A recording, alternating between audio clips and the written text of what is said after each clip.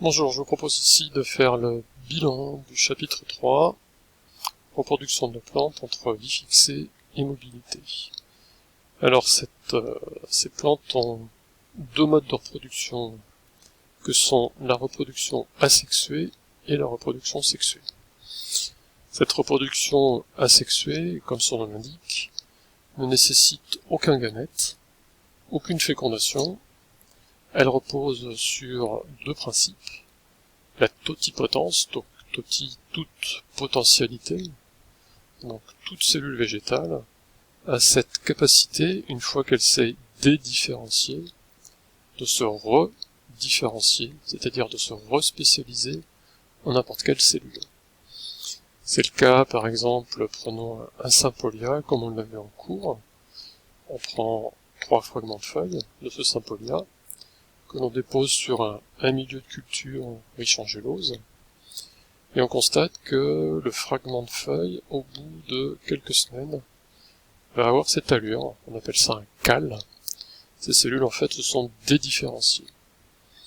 Et quelques semaines plus tard, on obtient à nouveau une plante. Deuxième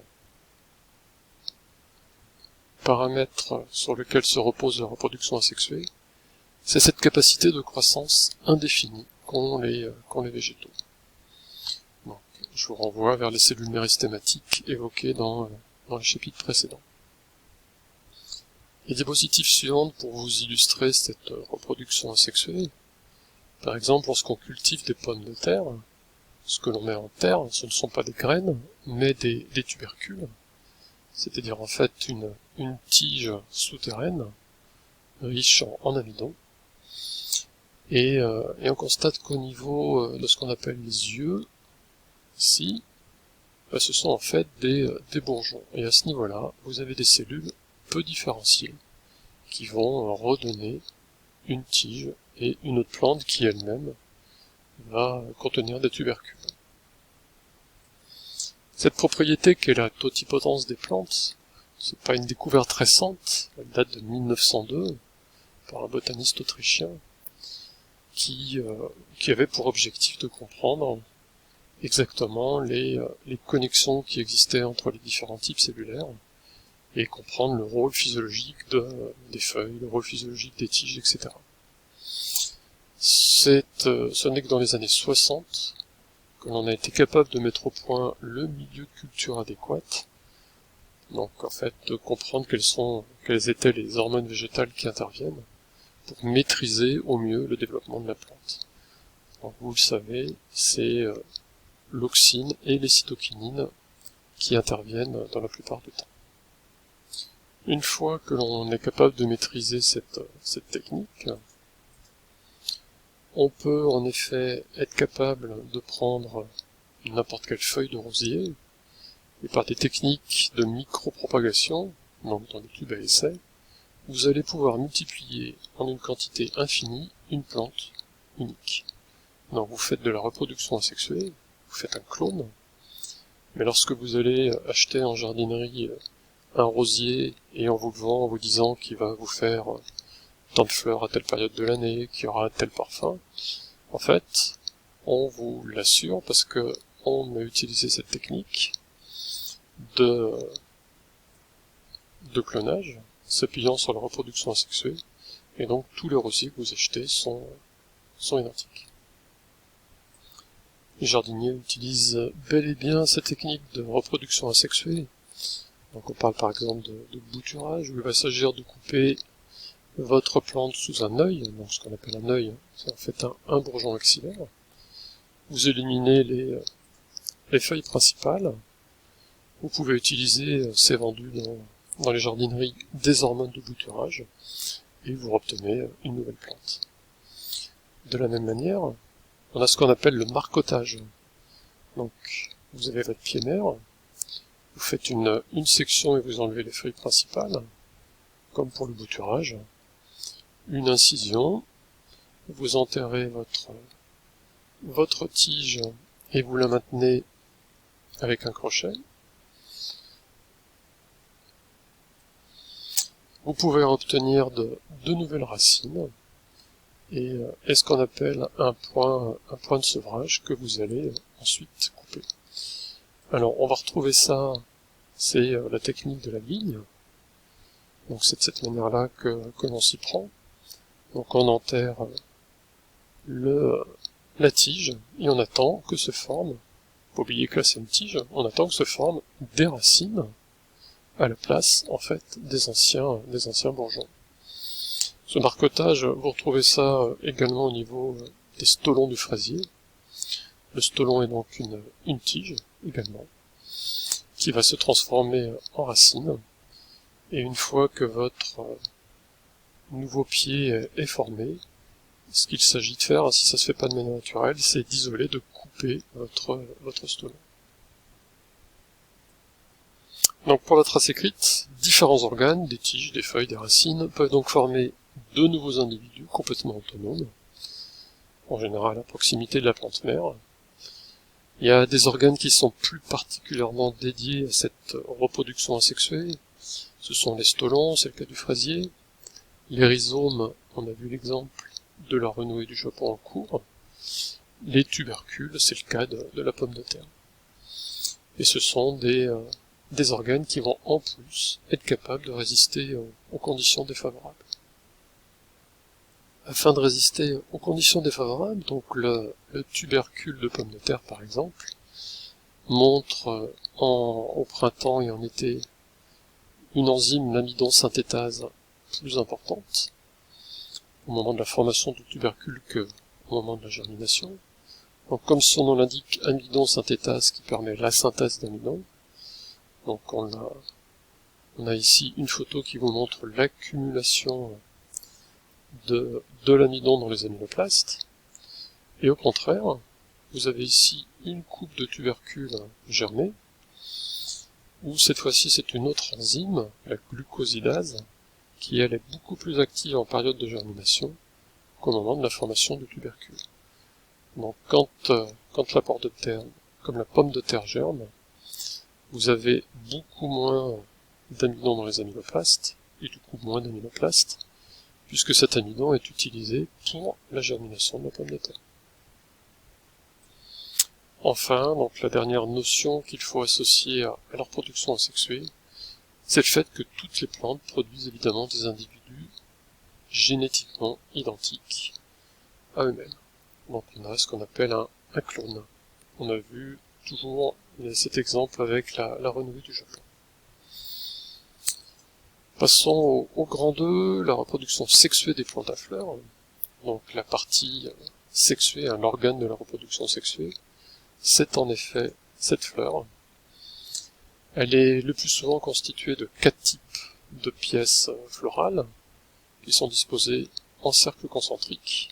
On a, je vous rappelle, de l'extérieur vers l'intérieur, les sépales, puis les pétales, qui correspondent aux pièces stériles, et enfin les étamines, et donc les étamines juste ici, et le pistil qui sont les pièces fertiles. Donc les étamines sont les organes mâles dans lesquels vous allez trouver les grains de pollen qui contiennent les gamètes mâles, et le pistil, lui, va contenir l'organe femelle avec à la base l'ovaire, qui est creux, qui contient les gamètes femelles. Dans ce grand D, de la pollinisation à la fécondation, donc un premier point sur l'autofécondation. Je vous ai mis quelques diapos relatives aux expériences historiques. Donc dès le XVIIe siècle, donc un botaniste allemand réalise quelques expériences sur des plants de maïs, et il constate que si les fleurs mâles sont enlevées, il n'y a aucune graine fertile qui n'est formée. De la même manière, toujours au XVIIe siècle, ce botaniste anglais isole les fleurs femelles des fleurs mâles et constate que la poussière des étamines, lorsqu'elle n'est pas en contact avec le pistil, il n'y a pas de graines. Alors vous le savez, l'organisation des fleurs est souvent hermaphrodite, c'est-à-dire qu'on trouve chez les fleurs à la fois les parties mâles et les parties femelles. Donc on se dit que dans le contexte d'une vie fixée, que c'est un avantage sélectif certain, puisque le rapprochement des gamètes par une autopollinisation et une autofécondation va être possible. Et pourtant, on observe de nombreux mécanismes d'incompatibilité. Donc cet exemple chez la fleur de tabac vous montre que lorsque le pollen possède l'allèle S2 et que le génotype du stigmate est S1-S2, il n'y a pas de germination. De la même manière, si le pollen possède S1, pas de germination non plus, le génotype des cellules étant les mêmes que dans le premier cas. C'est seulement que si le pollen possède l'allèle S3 et que le génotype du stigmate est S1-S2 que vous allez avoir germination et fécondation. L'autofécondation est donc la plupart du temps impossible. Donc par une incompatibilité génétique, comme on vient de le voir, mais ça peut être aussi tout simplement des barrières physiques entre les organes mâles et femelles. C'est le cas de la vanille, où vous avez ici une excroissance qu'on appelle le rostellum, qui fait une véritable barrière entre le stigmate et les pollens. Ça peut également être un décalage temporel de maturité, où vous avez les pièces mâles et femelles qui ne sont pas mûres en même temps. Le cas classique que l'on évoque, c'est celui de l'arôme, que vous avez peut-être dans votre jardin. Donc, dans le cas de l'arôme, les moucherons vont être, donc qui sont chargés de pollen, sont attirés par la plante, l'arôme. Alors c'est une odeur extrêmement désagréable, qui sont concrètement la bouse de vache. Donc le moucheron va être attiré et aller au fond de la fleur. Donc vous avez ici ces petits moucherons. Seulement, arrivés au front, ils vont être bloqués par ces poils, ici. Donc ces poils en fait qui permettent le passage, qui sont capables de se plier au moment du passage des moucherons, mais qui empêchent le retour. Ces moucherons déposent le pollen sur les stigmates des pistils qui sont mûrs, et quelques jours plus tard, les étamines, donc qui en fait, ce que je vous disais, ce que je qualifiais de poils, ce sont les étamines qui sont là, arrivent à maturité.